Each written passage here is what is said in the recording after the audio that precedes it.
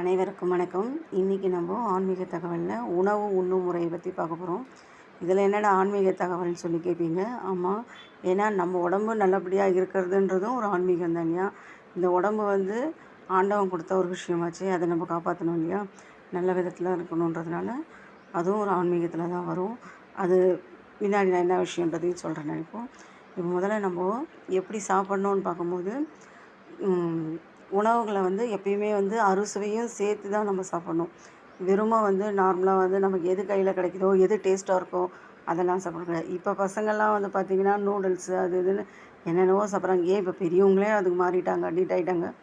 So அதெல்லாம் இல்லாமல் நம்மளுடைய பாரம்பரிய உணவு சாப்பிட்டிங்கன்னா உடம்புக்கு ரொம்ப நல்லது.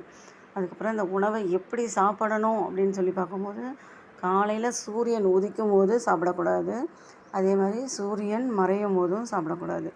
இது 2 டைம்லேயும் சாப்பிட்டிங்கன்னா கரெக்டாக ஜீரணம் சரியாகாது.